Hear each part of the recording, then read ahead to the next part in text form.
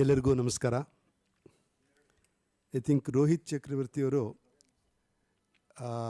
ಹೇಳಿದಂಗೆ ಶ್ರೀ ಅರವಿಂದ್ರದ್ದು it's an infinite personality.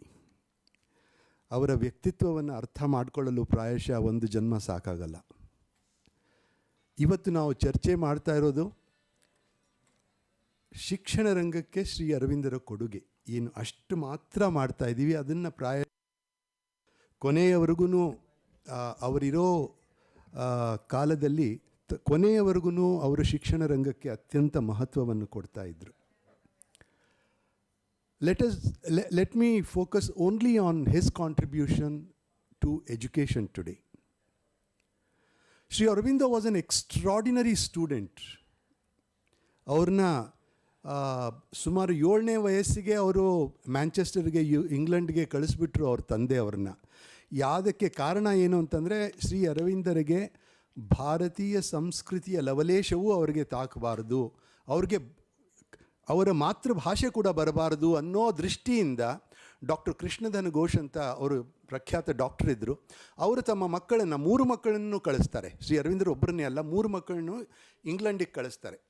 ಅವ್ರಿಗೆ ಇಂಗ್ಲೆಂಡಿಗೆ ಹೋದಾಗ 7 ವರ್ಷ ಶ್ರೀ ಅರವಿಂದರಿಗೆ. ಶ್ರೀ ಅರವಿಂದರು ವಾಪಸ್ ಮರಳಿ ಭಾರತಕ್ಕೆ ಬಂದಾಗ 1872 ಶ್ರೀ ಅರವಿಂದರ ಜನನ. 1879ಕ್ಕೆ ಶ್ರೀ ಅರವಿಂದರನ್ನು ಇಂಗ್ಲೆಂಡಿಗೆ ಕಳಿಸ್ತಾರೆ. 1893ರಲ್ಲಿ ಶ್ರೀ ಅರವಿಂದರು ಭಾರತಕ್ಕೆ ಮರಳಿ ಬರ್ತಾರೆ. ಅಂದರೆ ಅವರ youthful 14 years of precious development of Shri Aurobindo, youthful movement development was in United Kingdom. Shri ಅರವಿಂದರು ಚಿಕ್ಕವರಿದ್ದಾಗ ಪ್ರಾಯಶಃ ಅವರು he was a prodigy student. By the age of 11, between 9 and 11, he had mastered Greek, Latin, Spanish, German, French, and many other Occidental languages, including English. Cambridge ಯೂನಿವರ್ಸಿಟಿಯಲ್ಲಿ ಇದುವರೆಗೂ archive ಸೆಕ್ಷನ್ನಲ್ಲಿ ಶ್ರೀ ಅರವಿಂದರು ಎಸ್ಸೆಗಳನ್ನ ಬರೆದಿರೋದನ್ನು ಪ್ರಿಸರ್ವ್ ಮಾಡಿದ್ದಾರೆ. ಅದರಲ್ಲಿ ಒಬ್ಬ ಅವರ ಅವರ ಪ್ರಬಂಧವನ್ನು ಓದಿರ್ತಕ್ಕಂಥ ಒಬ್ಬ ಇಂಗ್ಲೀಷ್ ಪ್ರೊಫೆಸರು ಅದ್ರ ಮೇಲೆ ರಿಮಾರ್ಕ್ಸ್ ಬರೀತಾನೆ, the first Indian to teach English to English man ಅಂತ. What an honour. ಅವರು ಸುಮಾರು 11 ವರ್ಷ ಇರಬೇಕಾದ್ರೇ ಅನೇಕ ಲ್ಯಾಟಿನ್ ಗ್ರೀಕ್ಗಳಲ್ಲಿ ದಾಂತೆ, ಗಯಟೆ, ಶೇಕ್ಸ್ಪಿಯರ್ ಬಗ್ಗೆ ಚರ್ಚೆ ಬರೀತಾ ಇದ್ದರು. ಅವ್ರ ಬಗ್ಗೆ ಕ್ರಿಟಿಕ್ಕಾಗಿ ಅನೇಕ ಎಸ್ಸೆಗಳನ್ನ ಪ್ರಬಂಧಗಳನ್ನ ಬರೀತಾ ಇದ್ದರು. ಸೊ ಇಂಥ ಒಂದು ವಯಸ್ಸಿನ ಅವರ ಆ ವಿದ್ಯಾರ್ಥಿ ಅಂದರೆ ಭಾರತೀಯ ಸಂಸ್ಕೃತಿ ಇಲ್ಲದೇ ಅವ್ರಿಗೆ ಆ ಭಾರತೀಯ ಸಂಸ್ಕೃತಿಯ ಬಗ್ಗೆ ಎಷ್ಟು ಕಳವಳಿ ಇತ್ತು ಅಂತ ಅಂದರೆ, ಅವರು ಅಲ್ಲಿ ಓದ್ತಾ ಇರಬೇಕಾದ್ರೇ ಇಂಡಿಯನ್ ಮಜ್ಲಿಸ್ ಅಂತ ಒಂದು ಕ್ರಾಂತಿಕಾರಿ ಸಂಘಟನೆ ಇತ್ತು, ಅದಕ್ಕೆ ಸೆಕ್ರೆಟರಿ ಆಗೂ ಕೂಡ ಸೇರಿಕೊಂಡ್ರು. ಅಲ್ಲಿಂದನೇ ಶುರು ಮಾಡ್ತಾಯಿದ್ರು ಅವರು. But when he came to India, ಭಾರತಕ್ಕೆ 1893ರಲ್ಲಿ ಬಂದ ತಕ್ಷಣ ಅವರಿಗೆ ಭಾರತೀಯ ಭಾಷೆ ಬರ್ತಾ ಇರಲಿಲ್ಲ, ಅವರ ಮಾತೃಭಾಷೆ ಬರ್ತಾ ಇರಲಿಲ್ಲ. ಸಯ್ಯಾಜಿರಾವ್ ಗಾಯಕ್ವಾಡ್ರಿಂದ ಸಯ್ಯಾಜಿರಾವ್ ಗಾಯಕ್ವಾಡ್ರ ಹತ್ರ ಯಾವಾಗ ಹೋಗ್ತಾರೋ ಆ ಸುಮಾರು 10-12 ವರ್ಷಗಳಲ್ಲಿ ಶ್ರೀ ಅರವಿಂದರು ಸಂಸ್ಕೃತ, ಬಂಗಾಲಿ, ಹಿಂದಿ, ಗುಜರಾತಿ ಇನ್ನು ಅನೇಕ ಭಾರತೀಯ ಭಾಷೆಗಳನ್ನ ಕಲಿತಾರೆ. ಯಾವ ರೀತಿಯಲ್ಲಿ ಅವ್ರು ಕಲಿತಾ ಇತ್ತು ಅಂತಂದರೆ, ಸಂಸ್ಕೃತ ಕಲಿತರು ಅಂತಂದರೆ original scripts of Shankara, Madhva, Ramanuja ಅನೇಕ ಒರಿಜಿನಲ್ ಸ್ಕ್ರಿಪ್ಟ್ಗಳನ್ನ ಸಂಸ್ಕೃತದಲ್ಲಿ ಓದಿ ಅದಕ್ಕೆ ಸಂಸ್ಕೃತದಲ್ಲಿ ಟಿಪ್ಪಣಿ ಬರೋಷ್ಟು ಅವ್ರದ್ದು ಎಕ್ಸ್ಪರ್ಟೈಸನ್ನು ಆ ಭಾಷೆಯಲ್ಲಿ ಬರುತ್ತೆ. ಸೊ ಇವರು ಶ್ರೀ ಅರವಿಂದರು 1920ರಲ್ಲಿ ಆರ್ಯ ಅಂತ ಒಂದು ಪತ್ರಿಕೆ ಶುರು ಮಾಡ್ತಾರೆ. ಅದರಲ್ಲಿ ಸರಣಿ ಲೇಖನಗಳನ್ನು ಹೇಳಿಕೊಂಡು ಮೊಟ್ಟ ಮೊದಲನೆಯದಾಗಿ the philosophy of Indian are the national education ಅಂತ ಒಂದು ಲೇಖನಗಳನ್ನ ಶುರು ಮಾಡ್ತಾರೆ. ಇಂಡಿಯನ್ ಎಜುಕೇಷನ್ ಯಾವ ರೀತಿ ಇರಬೇಕು. ರೋಹಿತ್ ಚಕ್ರವರ್ತಿಯವ್ರದ್ದು ಹೇಳ್ದಂಗೆ ಮೆಕಾಲೆ ಮಾಡಿರೋ ಅಷ್ಟು ಅನ್ಯಾಯ ಯಾವ ದೇಶದ ಮೇಲೂ ಪ್ರಾಯಶಃ ಆಗಿರಲಿಕ್ಕಿಲ್ಲ. ಆಮೇಲೆ ಅದನ್ನು ನಾವು ಇನ್ನೂವರೆಗೂ ಅದೇ ಅತ್ಯಂತ ಮಹತ್ವದ ವಿಷಯ, that is the only most systematic pedagogy to teach our children ಅನ್ನೋ ಒಂದು ಈ ಮಿಸ್ಕಾನ್ಸೆಪ್ಟನ್ನು ನಾವು ಇದುವರೆಗೂ ಏನು ತೊಗೊಂಡು ಬಂದಿದ್ದೀವಿ, ಏನು ಕಲಿಸಿದ್ದೀವಿ. ಶುದ್ಧ ತಪ್ಪು ಅನ್ನೋದನ್ನು ಶ್ರೀ ಅರವಿಂದರು ಹೇಳ್ತಾರೆ. ಶ್ರೀ ಅರವಿಂದರ ಪ್ರಕಾರ every child is a soul in evolution, every child is unique. So ಆ ಮಗುವಿಗೆ ಯಾವ ರೀತಿ ಶಿಕ್ಷಣ ಮಾಡಬೇಕು, ಮಗುವಿಗೆ ಮದರ್ ಟಂಗಲ್ಲಿ ಅದರ ಮಾತೃಭಾಷೆಯಲ್ಲಿ ಪಾಠವನ್ನು ಹೇಳಿಕೊಡಬೇಕು ಅನ್ನೋದನ್ನು ಯಾವಾಗ ಹೇಳ್ತಾರೋ ಆ ಮಾತೃಭಾಷೆಯ ಬದಲು ಲೋಕಲ್ ಸ್ಟೇಟ್ ಲ್ಯಾಂಗ್ವೇಜಲ್ಲಿ ಹೇಳಿಕೊಡಬೇಕು ಅಂತ ಅದನ್ನು ತಿರುಚಿ ಅದು ಅನೇಕ ರೀತಿಯಲ್ಲಿ ಮಾಡಿಕೊಡ್ತಾರೆ. ಮಾತೃಭಾಷೆಯಲ್ಲಿ ಯಾಕೆ ಹೇಳಿಕೊಡ್ಬೇಕು ಮಗುಗೆ? ಆ ತಾಯಿಯ ಜೊತೆ ಮಗುವಿನ ಸಂಬಂಧ ಹುಟ್ಟೋಕ್ಕಿಂತ ಮುಂಚೆನೇ ಶುರು ಆಗಿರುತ್ತಲ್ವೇ. ತಾಯಿ ಯಾವ ಭಾಷೆಯಲ್ಲಿ ಆ ಮಗುವಿನ ಜೊತೆ ಕನ್ವರ್ಸೇಷನ್ ಮಾಡ್ತಾ ಇರ್ತಾಳೋ, ಯಾವ ಮಾತುಕತೆ ನಡೀತಾ ಇರುತ್ತೋ ಆ ಭಾಷೆ ಆ ಮಗುವಿಗೆ ಅರ್ಥ ಆಗುತ್ತೆ. ಅದು ಬೇರೆ ಯಾವ ಭಾಷೆ ಇರೋದಿಲ್ಲ, ಅದು ಮಾತೃಭಾಷೆ ಮಾತ್ರ ಆಗಿರುತ್ತೆ. ಅದು ಆ ಮಾತೆಯ ಹಾಗೂ ಮಗುವಿನ ಮಧ್ಯದಲ್ಲಿರತಕ್ಕಂಥ ಸಂಬಂಧ. ಸೊ ಅದನ್ನು ಹೇಳಿಕೊಟ್ಟು ಅದಕ್ಕೆ ಮಾತೃಭಾಷೆಯಲ್ಲಿ ಮಗುವಿನ ಬೆಳಿಗ್ಗೆ 6 ವರ್ಷ 7 ವರ್ಷ ಇರೋವರೆಗೂ ಎಲ್ಲ 85 to 90% of the brain development gets completed by the time a child reaches 7 years. ಆಮೇಲೆ ಬ್ರೈನ್ ಡೆವಲಪ್ಮೆಂಟ್ ಇರಲ್ಲ. It is only filing of the information. So ಮೊದಲು 7 ವರ್ಷದವರೆಗೂ ನಾವು ಯಾವ ರೀತಿ ಟ್ರೀಟ್ಮೆಂಟ್ ಕೊಡ್ತೀವೋ, ಅದಕ್ಕೆ ಏನು ಎಜುಕೇಷನ್ ಕೊಡ್ತೀವೋ ಅದು ಪ್ರಾಮುಖ್ಯತೆ. ಈ ಹೊಸದಾಗಿ ಬಂದಿರತಕ್ಕಂಥ ನ್ಯಾಷನಲ್ ಎಜುಕೇಷನ್ ಪಾಲಿಸಿಯಲ್ಲಿ ಪುಣ್ಯಕ್ಕೆ ಆ 3ರಿಂದ 7 ವರ್ಷ ಏನಿದೆಯೋ ಅದನ್ನು ಕೂಡ ಸೇರಿಸಿದ್ದಾರೆ. ದ ಅರ್ಲಿ ಚೈಲ್ಡ್ಹುಡ್ ಎಜುಕೇಷನ್ ECCಯಲ್ಲಿ ಆ ಭಾಗದಲ್ಲಿ ಏನು NEPಯಲ್ಲಿ ಫಸ್ಟ್ ಸ್ಟೇಜ್ ಅಂತ ಏನು ಬರ್ತಾ ಇದೆಯೋ ಆ ಶಿಕ್ಷಣದ ವಯೋಮಿತಿಯನ್ನು ಕೂಡ ಅದರಲ್ಲಿ ಇನ್ಕ್ಲೂಡ್ ಮಾಡಿದ್ದಾರೆ. ಅದು ಒಂದು ಸಂತೋಷದ ಸಂಗತಿ. ಇನ್ನು ಇದರಲ್ಲಿ ಯಾಕೆ ಮಾತೃಭಾಷೆಯಲ್ಲಿ ಹೇಳ್ಕೊಡ್ಬೇಕು? ಇನ್ನು ಮುಖ್ಯವಾಗಿ ಶ್ರೀ ಅರವಿಂದರು ಏನು ಹೇಳ್ತಾರೆ ಅಂತಂದರೆ, modern education should not be negated. He never means that. He never says that science should not be taught. No, he never says that. ಅವರು ಹೇಳ್ದಂಗೆ ಇಂಗ್ಲೀಷ್ ಭಾಷೆಯಲ್ಲಿ ತಪ್ಪಿಲ್ಲ, ಬಟ್ ನಾವು ಇಂಗ್ಲೀಷ್ ರೀತಿಯಲ್ಲಿ ಯಾವದನ್ನು ಅದನ್ನು ಯೋಚನೆ ಮಾಡ್ತೀವೋ ಅಲ್ಲಿ ತಪ್ಪು. ಅದು ಸಂಪೂರ್ಣವಾಗಿ ನಿಜ. So the past is our foundation, present is our material, future is the aim and goal. So ಈ 3 ಆಯಾಮಗಳನ್ನು ಮಗುವಿಗೆ ಶಿಕ್ಷಣದಲ್ಲಿ ಹೇಳಿಕೊಡಬೇಕು. ನನಗೆ ಜ್ಞಾಪಕ ಇರ್ತದೆ, ಯಾರೋ ಒಬ್ಬರು ಕೇಳಿದ್ರಂತೆ, how many of you can truly define what education is in 1 sentence? How many of us can we really define what education is? ಎಲ್ಲ ಹೇಳ್ತೀವಿ. Education is that process which actually begins after completing your formal education. That is the true meaning of education. ನಾವು ಯಾವಾಗ ಎಷ್ಟು ಕಲಿತಿರ್ತೀವಿ, studying science is not important, it is requirement. But what is important is how do I apply that science to my regular field, ಅಲ್ವೇ? Science ಓದಿ ಇದನ್ನು ಮಾಡಿ.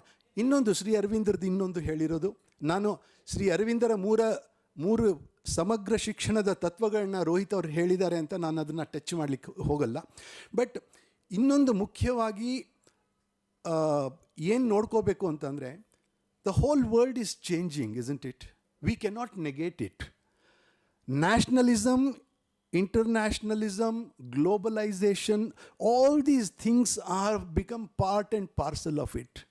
Covid ಬಂತು, ನಮಗೆ ಫಿಸಿಕಲ್ ಕ್ಲಾಸಸ್ಗಳು ಹೊರಟೋಯ್ತು, ಇದೆಲ್ಲ ಹೋಯಿತು.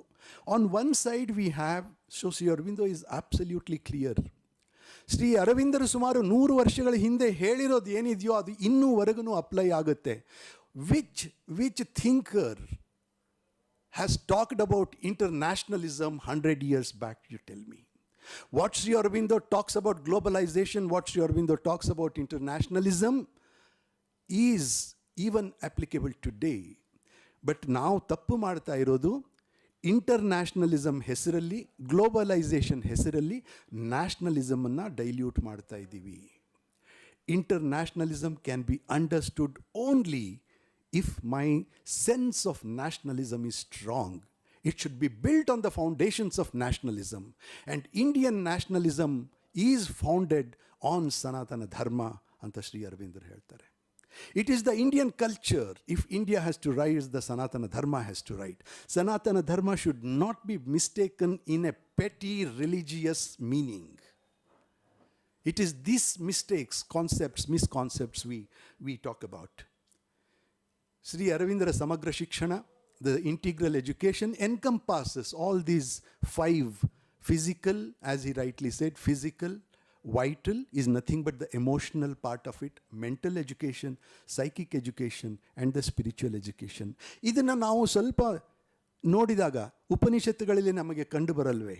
ಅನ್ನಂ ಬ್ರಹ್ಮೇತಿ ವ್ಯಜಾನಾತ್ ಅನ್ಯೋಂತರ ಆತ್ಮ ಪ್ರಾಣಮಯ ಅಂತ ಉಪನಿಷತ್ತುಗಳಲ್ಲಿ ಬರುತ್ತೆ. ಈ physical, vital, mental, psychic and spiritual education ಇದನ್ನು ಕಳಿಸ್ಬೇಕು ಅಂತಂದರೆ ನಮ್ಮ ಪಂಚಕೋಶಗಳಿಗೆ ಇದು ಸಂಬಂಧ ಇಲ್ವಾ? ಅನ್ನಮಯ ಕೋಶ, ಪ್ರಾಣಮಯ ಕೋಶ, ಮನೋಮಯ ಕೋಶ, ವಿಜ್ಞಾನಮಯ ಕೋಶ ಮತ್ತು ಆನಂದಮಯ ಕೋಶಗಳಿಗೆ ಅವುಗಳನ್ನ ಅರ್ಥ ಮಾಡ್ಕೊಳ್ಳೋದೇ ಎಜುಕೇಷನ್ ಅಂತ ಅಲ್ವಾ ಅರ್ಥ? What is exactly the aim of education? Is education means only the cramming up of information into the heads of children who are sitting in front of us? Another big mistake what Sri Aurobindo points is teaching children in these periods of 40 minutes. He is not for it. ಆ ಮಗುವಿಗೆ what he says is the analysis. Sri Aurobindo has never made even one sentence just for the sake of it. There is the deepest meaning, there is the deepest thinking, and hundreds and thousands of pages of writing he has done it. ಯಾತಕ್ಕೆ snippets ಬೇಕಾಗಲ್ಲ ಅಂತಂದರೆ, ಆ ಮಗುವಿಗೆ initial ಸ್ಟೇಜಸ್ಸಲ್ಲಿ every child, as he rightly said, ಮಾವಿನ ಮರದ ಬೀಜವನ್ನು ಯಾವ ರೀತಿ ಬೇವಿನ ಮರವಾಗಿ ಬೆಳೆಸಲು ಸಾಧ್ಯವಿಲ್ಲವೋ ಅದೇ ಥರ ನಾವು ಎಷ್ಟೇ ಗೊಬ್ಬರ ಹಾಕ್ಬೋದು, ಎಷ್ಟೇ ನೀರು ಹಾಕ್ಬೋದು, ಎಷ್ಟೇ ರೀತಿ ನರ್ಚರ್ ಮಾಡ್ಬೋದು, ಬಟ್ ಬೇವಿನ ಮರದ ಬೀಜ ಮಾವಿನ ಮರ ಆಗಿ ಬೆಳೆಯೋಕ್ಕೆ ಸಾಧ್ಯ ಇಲ್ಲ, ಮಾವಿನ ಮರದ ಬೀಜ ಬೇವಿನ ಮರ ಆಗಿ ಬೆಳೆಯೋಕ್ಕೆ ಸಾಧ್ಯ ಇಲ್ಲ. ಯಾಕೆ? Because there is an inherent encrypted knowledge in the seed it self. So ನಾವು ಯಾವ ರೀತಿ ಒಂದು ಬೀಜದಿಂದ ಮರವಾಗುತ್ತೋ ಅದೇ ರೀತಿ ಶಿಕ್ಷಣ ಒಂದು ಮಗುವಿಂದ ಮಾನವನಾಗಕ್ಕೆ ಹೆಲ್ಪ್ ಆಗಬೇಕು. So the whole process of education itself should be so natural, and that is why the 3 principles of education come into picture. From near to far is nothing but from known to unknown. ಆ ಮಗುವಿಗೆ ಮೊದಲೇ abstract ಹೇಳಿಬಿಟ್ಟು ಆಕಾಶದಿಂದ ಆಚೆ ಇನ್ನೊಂದು galaxy ಇದೆ, ಇನ್ನೊಂದು Milky way ಇದೆ ಅಂತ ಅಂದರೆ ಅದಕ್ಕೆ ಏನು ಅರ್ಥ ಆಗಬೇಕು? ಅದಕ್ಕೆ ಶುರು ಮಾಡಿ ಇದು ಟೇಬಲ್ಲು, ಇದು ಕುರ್ಚಿ, ಇದರಿಂದ ಇದು ರಿಲೇಷನ್ನು, ಇದು ಮಾನವ. ಸೊ ಹತ್ತಿರದಿಂದ ಅದಕ್ಕೆ ಹೋಯಿತು ಅಂತ then it will understand from near to far ಅನ್ನೋ ಪ್ರಿನ್ಸಿಪಲ್. ಸೊ ಇದು ನಾನು ಆಗಲೇ ಹೇಳ್ತಾ ಇದ್ದೆ, ಯಾತಕ್ಕೆ 40 ನಿಮಿಷಗಳ ಅವರು ಹೇಳೋದು, ಶ್ರೀ ಅರವಿಂದ್ರ ಹೇಳೋದು, ಮೊದಲಿನ ಕೆಲವು ವರ್ಷಗಳ 2 ಸಬ್ಜೆಕ್ಟು ಅಥವಾ 3 ಸಬ್ಜೆಕ್ಟ್ಗಳನ್ನ ಮಾತ್ರ ಅನೇಕ ರೀತಿಯಿಂದ ನಾವು ಕಲಿಸ್ಬೇಕು, ಅದನ್ನು ಡೀಪಾಗಿ ಕಲಿಸ್ಬೇಕು. ಆಮೇಲೆ ಆ ಬೇಸಿಸ್ ಮೇಲೆ ಎಲ್ಲ ರೀತಿಯೂ ಅರ್ಥ ಮಾಡ್ಕೋತೀವಿ ನಾವು. ಎಲ್ಲ ಪ್ರತಿಯೊಂದನ್ನು ನಮ್ಮ theory part of it is excellent in Indian education system. We talk about 8 systems of 8 types of intelligence. ಆ 8 ಟೈಪ್ ಆಫ್ ಇಂಟೆಲಿಜೆನ್ಸನ್ನು ಅರ್ಥ ಮಾಡ್ಕೊಳ್ಳೋದಕ್ಕೆ ಯಾವ ರೀತಿ ಶಿಕ್ಷಕರಿಗೆ ಟ್ರೈನಿಂಗ್ ಮಾಡಬೇಕು, ಅದು ಮಿಸ್ಸಿಂಗು. ಪ್ರತಿಯೊಂದು ಎಜುಕೇಷನ್ ಸಿಸ್ಟಮಲ್ಲಿ teachers are the primary stakeholders, then the parents are important stakeholders, then the students are the important stakeholders. ಶಿಕ್ಷಕರಿಗೆ ನಾವು ಮರೆತು ಬಿಡ್ತೀವಿ. ಅವ್ರಿಗೆ ಯಾವ ರೀತಿ ಮಗುವಿನ ಶಿಕ್ಷಣದಲ್ಲಿ ನಾವು ಬದಲಾವಣೆ ತರೋಕ್ಕಿಂತ ಮುಂಚೆ ಶಿಕ್ಷಕರ ಸಿಲೆಬಸ್ಸಲ್ಲಿ ಬದಲಾವಣೆ ತರಬೇಕು. ಅವ್ರು BEd MEd ಅಲ್ಲಿ ಏನು ಓದ್ತಾರೆ ಅದನ್ನು ಬದಲಾವಣೆ ಮಾಡಬೇಕು. They should be taught about the Indian culture, they should be taught. And ಬರೀ ಕಲಿಸೋದ್ರಲ್ಲಿಲ್ಲ, how do we implement it? ಒಬ್ಬ ಶಿಕ್ಷಕ ಅಥವಾ ಶಿಕ್ಷಕಿ ಫಿಸಿಕ್ಸ್ ಲೈಟ್ ಚಾಪ್ಟರ್ ಕಳಬೇಕಾದ್ರೆ how do we infuse values into that? How does a teacher teaches the values to the child? ಶಿಕ್ಷಣದ ಗುರಿ ಏನು? ಶಿಕ್ಷಣದ ಗುರಿ ಬರೀ ಇನ್ಫಾರ್ಮೇಷನ್ ತುಂಬೋದಲ್ಲ, ಆ ಶಿಕ್ಷಣವನ್ನು ನಿಜವಾದ ಅರ್ಥದಲ್ಲಿ ಬಳಕೆ ಮಾಡುವಂಥ ಸಾಮರ್ಥ್ಯ, ಆ ಫ್ಯಾಕಲ್ಟೀಸ್ ಅಂತ ಏನಿರುತ್ತೆ, faculty of hearing, faculty of observation, faculty of expression, faculty of understanding, faculty of analysis, faculty of reasoning, faculty of logic. These are the things which are to be developed ಅಲ್ವೇ? ನಮ್ಮ ಶಾಲೆಯಲ್ಲಿ ಒಂದು simple example, ನಮ್ಮ ಶಾಲೆಯಲ್ಲಿ ಮಕ್ಕಳಿಗೆ ಪ್ರತಿ ಒಂದು ಪೀರಿಯಡ್ನಲ್ಲೂ 1 ನಿಮಿಷದ ಸೈಲೆನ್ಸನ್ನು ನಾನು ಆಚರಿಸ್ತೀನಿ. The children have to close their eyes and then sit. ಎಲ್ಲರೂ ಹೇಳಿದರು, ಎಂಥ ಮೂರ್ಖ ಇದೆಯಾ ನೀನು, ಆ ಮಕ್ಕಳಿಗೆ ಏನು ಮೆಡಿಟೇಷನ್ ಮಾಡೋಕ್ಕೆ ಸಾಧ್ಯ? ನಿಜ, I will be a greatest fool if I ask my children to close their eyes and then think about God in my classroom. No. What I did was, my teacher does ask the children to close their eyes and then she taps on the table. ಹೀಗೆ ಅನೇಕ ರೀತಿ ಟ್ಯಾಪಿಂಗ್ಗಳನ್ನ ಮಾಡ್ಕೊಂಡು ಹೋದಾಗ ಆ ಮಕ್ಕಳು ಒಂದು ನಿಮಿಷದಲ್ಲಿ ಎಷ್ಟು ಟೀಚರ್ಗಳು ಟ್ಯಾಪ್ ಮಾಡ್ತಾರೆ ಅದನ್ನು 50 ಸಾರಿ ಇರ್ಬೋದು, ತಪ್ಪಾಗ್ಬೋದು. But as it practices, what are we developing? Are we not developing the faculty of concentration? Are we not developing the faculty of hearing without even closing their eyes? ನಮ್ಮ ಹಣೆ ಬರ ಯಾವ ರೀತಿ ಆಗಿದೆ ಅಂತಂದರೆ, ಇದನ್ನು ನೀವು ಮನೆಯಲ್ಲಿ ಎಕ್ಸ್ಪೆರಿಮೆಂಟ್ ಮಾಡಿ. ಟಿ ವಿ ಮುಂದೆ ಕೂತ್ಕೊಳ್ಳಿ, ಕುರ್ಚಿ ಉಲ್ಟಾ ಮಾಡಿ, ಟಿ ವಿ ನಿಮ್ಮ ಹಿಂದೆ ಇರಲಿ, ನ್ಯೂಸ್ ನೋಡ್ತಾ ಇರ್ರಿ, ಎಷ್ಟು ಅರ್ಥ ಆಗುತ್ತೆ ನೋಡ್ಕೊಳ್ಳಿ. ನಿಮ್ಗೆ ಅರ್ಥ 20-25% ಹೆಚ್ಚಿಗೆ ಆ ನ್ಯೂಸಲ್ಲಿ ಏನು ಬರ್ತಾ ಇದೆ ಅಂತ ಅನ್ನೋದು ಸಾಧ್ಯನೇ ಇಲ್ಲ ಅರ್ಥ ಆಗೋದಕ್ಕೆ. This is an experiment which is being done. ಯಾಕೆ? ನಾವು ಯಾವ ರೀತಿ ಬೆಳೀತಾ ಇದ್ದೀವಿ ಅಂತಂದರೆ, ಆಡಿಯೋ ವಿಜುವಲ್ ಇಂಪ್ಯಾಕ್ಟ್ ಏನಾಗಿದೆ, ಆ ಫ್ಯಾಕಲ್ಟಿಗಳು ಕನ್ಫ್ಯೂಸ್ ಆಗಿ ಹೋಗ್ಬಿಟ್ಟಿವೆ. Audio faculty is different, visual faculty is different ಅಂತ ಅನ್ನೋದು ಅರ್ಥನೇ ಆಗ್ತಾ ಇಲ್ಲ ಜನರಿಗೆ. ಅದನ್ನು ನಾವು ಬೆಳೆಸ್ಕೊಂಡು ಬಂದುಬಿಟ್ಟಿದ್ದೀವಿ. So as a ultimately it is a process of evolution. Everything is getting mixed up in us. So this has to be separated. So our teaching, our learning has to be ಚಟುವಟಿಕೆ ಆಧಾರಿತ, ಮೌಲ್ಯಾಧಾರಿತ ಶಿಕ್ಷಣ ಆಗಿರಲೇಬೇಕು. A learning should become a joyful experience for a child and as well as for a teacher. Then only education will become effective in India. ಬರೀ ಕೇವಲ marks ಅದು ಇದು ನೋಡ್ಕೊಂತು ಅಂತಂದರೆ ಅರ್ಥ ಆಗಲ್ಲ. ಒಂದು ಸಂತೋಷದ ಸಂಗತಿ ಅಂತಂದರೆ, 1920ರಲ್ಲಿ ಶ್ರೀ ಅರವಿಂದರು ನ್ಯಾಷನಲ್ ಎಜುಕೇಷನ್ ಪಾಲಿಸಿ ಯಾವ ರೀತಿ ಇರಬೇಕು, ಫಿಲಾಸಫಿ ಆಫ್ ಎಜುಕೇಷನ್ ಯಾವ ರೀತಿ ಇರಬೇಕು ಅಂತ ಹೇಳಿದಾಗ, ಅದಕ್ಕೆ ನಾವು ಸ್ವಾತಂತ್ರ್ಯ ಸಿಕ್ಕು 75 ವರ್ಷ ಅಥವಾ ಅವ್ರು ಹೇಳಿ 100 ವರ್ಷ ಆದಮೇಲೆ ಅದನ್ನು ಒಂದು ಸ್ಮಾಲ್ ಡೈರೆಕ್ಷನ್ನಲ್ಲಿ we are trying to implement it in the present national education policy. It's a great step, I would say. It's a great step. Truly, ಇನ್ನು ಶ್ರೀ ಅರವಿಂದರು ಅನೇಕ ಅದನ್ನು ಹೇಳಿದ್ದಾರೆ. ಅದನ್ನು ಸಂಪೂರ್ಣವಾಗಿ ಹಾಕೋದಕ್ಕೆ ಆಗಲ್ಲ ನನಗೆ. ಅವ್ರಿಗೂ ಗೊತ್ತು ಯಾವ ರೀತಿ ಒಂದು ವಿಷಯ ಹೇಳ್ತು ಅಂತಂದರೆ ಅದಕ್ಕೆ ಎಷ್ಟು ಎಡ್ವರ್ಸ್ ರಿಮಾರ್ಕ್ಸ್ ಬರುತ್ತೆ, ಯಾವ ರೀತಿ ಸೆಲೆಕ್ಟಿವ್ ಹಿಯರಿಂಗ್ ಆಗುತ್ತೆ ಅಂತ, ಯಾವ ರೀತಿ ಅದನ್ನು ತಿರುಚಬೇಕು, ಅದು ಎಲ್ಲ ಸಾಧ್ಯತೆ. But all these negativisms, in all these minuses, negativisms, bureaucracy, hypocrisy, nepotism, India has still grown up. India is still progressing. India is the only civilization in the world which remains. There are many civilizations which roared and came and then vanished. India is the only civilization which holding it is only because ನಾವು ಬೇರೆ ಮಾತು ಆಡ್ಬೋದು ಹೊರಗೆ, but those values are deep within. I think during this auspicious year of 150th birth anniversary of Sri Aurobindo, a great event, for any event, any collective event which celebrates and commemorates Sri Aurobindo's 150th birth year, I think is the least we can do, is the least tribute we can give to this great son of India. What we know Sri Aurobindo is actually nothing. We neither know his philosophical height, the evolutionary aspect of Sri Aurobindo, nor do we know the revolutionary aspect of Sri Aurobindo, what he was. ಪ್ರಾಯಶಃ 1893ರಲ್ಲಿ ಶ್ರೀ ಅರವಿಂದರು ಬಂದು ಭಾರತಕ್ಕೆ ಸ್ವಾತಂತ್ರ್ಯ ಯಾಕೆ ಬೇಕು, ಪೂರ್ಣ ಸ್ವರಾಜ್ಯ ಅಂತಂದರೆ ಏನು ಅಂತ ಅನ್ನೋದನ್ನು ಹೇಳಿಕೊಡದೇ ಇದ್ದರೆ ನಮಗೆ ಸ್ವಾತಂತ್ರ್ಯ ಬೇಕೋ ಬೇಡವಾ ಅನ್ನೋ ಯೋಚನೆ ನಮ್ಮ ತಲೆಗಳಲ್ಲಿ ಬರ್ತಾ ಇತ್ತಾ ಇಲ್ವಾ ಅಂತ ಅನ್ನೋ ಸ್ಥಿತಿಯವರೆಗೂ ಶ್ರೀ ಅರವಿಂದರು ಸ್ವಾತಂತ್ರ್ಯ ಸಂಗ್ರಾಮದಲ್ಲಿ ಭಾಗವಹಿಸಿದರು. And his contribution to the world. ಆಚಾರ್ಯತ್ರಯರು ಬಂದು 1000 ವರ್ಷಗಟ್ಟಲು ಆದರೂ ಕೂಡ ಇನ್ನೂ ನಮಗೆ ಅರ್ಥ ಆಗಿದೆಯಾ? ಅರ್ಥ ಆಗಿಲ್ಲ ಅಲ್ವಾ? ಯಾವ ರೀತಿ ಅರ್ಥ ಆಗಿದೆ?